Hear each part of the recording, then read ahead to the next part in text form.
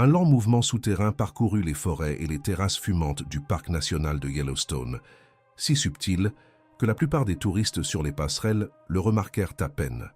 Au début, cela semblait être seulement une secousse passagère, quelque chose d'occasionnel dans le vaste bassin volcanique du parc. Cette fois-ci, cependant, les vibrations ne cessèrent pas. Elles s'intensifièrent, se répétèrent et, en quelques heures, le réseau de capteurs répartis dans la région commença à émettre des alertes aux équipes scientifiques qui surveillaient le système depuis des décennies. Yellowstone, auparavant relativement silencieux, se réveillait d'une longue période de stabilité relative.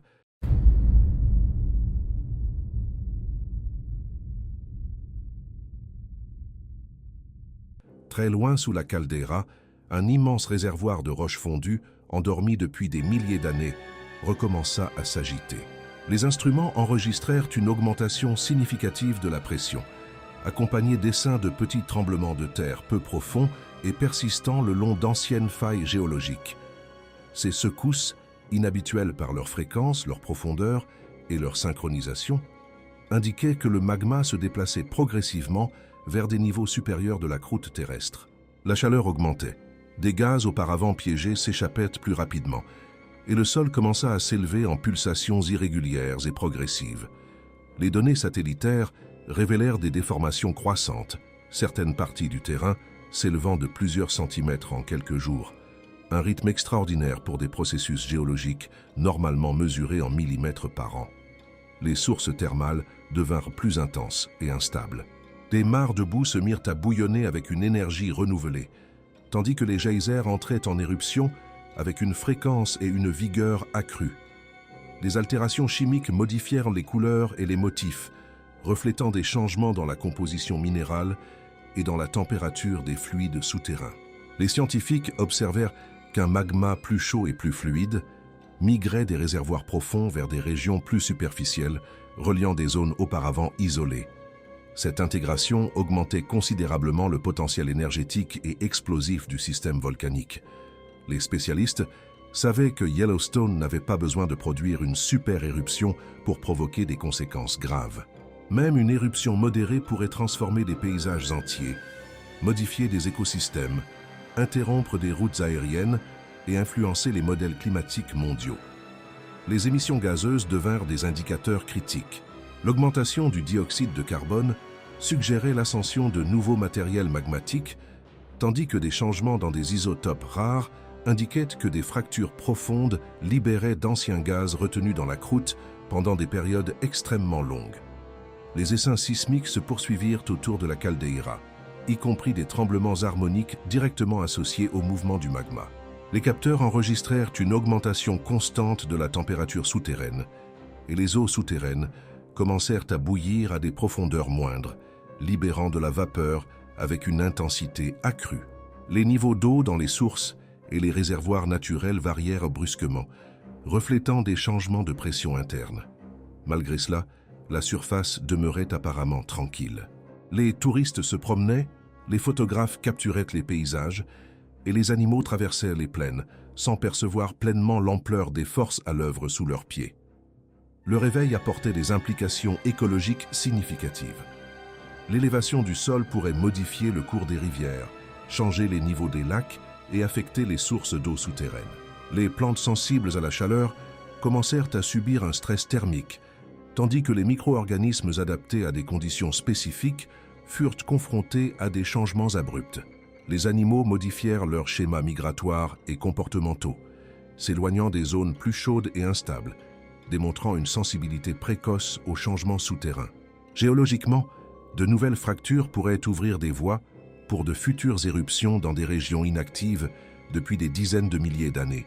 Des explosions hydrothermales, causées par de la vapeur surchauffée, pourraient former des cratères de manière soudaine et violente.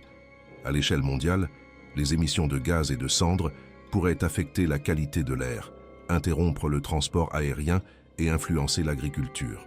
Les courants atmosphériques pourraient disperser des particules sur de grandes distances, modifiant les températures et les régimes de précipitation dans des régions éloignées.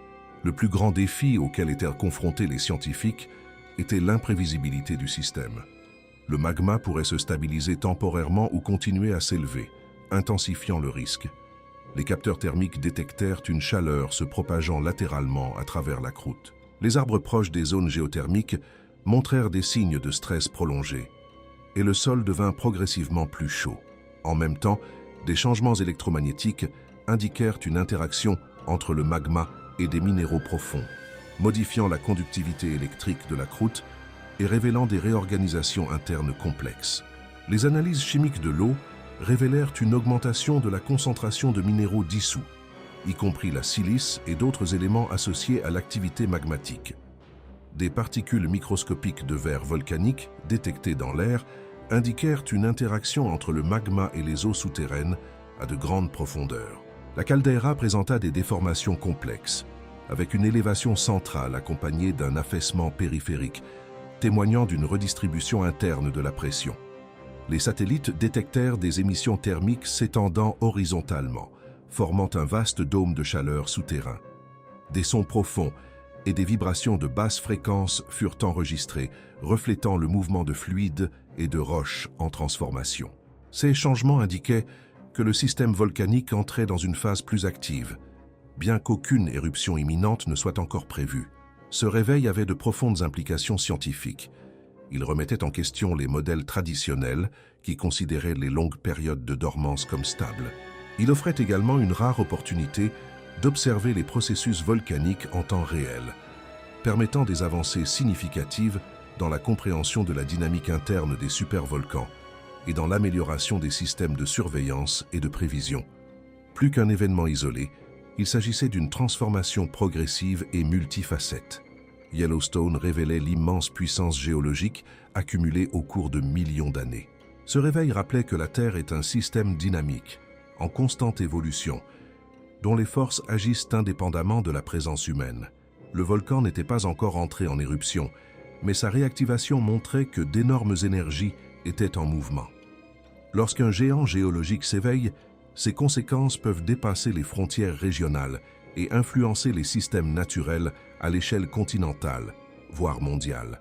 À mesure que les signaux continuaient d'évoluer, les chercheurs intensifièrent la surveillance continue, intégrant des données sismiques, thermiques et géochimiques dans des modèles tridimensionnels de plus en plus précis. Chaque nouvelle mesure aidait à révéler des détails de l'architecture interne du système, exposant des canaux, des poches et des zones de faiblesse auparavant inconnues. Ceux qui émergeaient n'étaient pas seulement un possible précurseur éruptif, mais un portrait dynamique d'un système vivant, pulsant et en constante réorganisation, rappelant que même les périodes de calme apparent cachent des processus profonds et transformateurs. Merci d'avoir regardé. Pendant que vous êtes ici, n'oubliez pas d'aimer la vidéo et de vous abonner à la chaîne. Cliquez sur l'une des vidéos recommandées à l'écran pour découvrir encore plus d'informations incroyables. À très bientôt.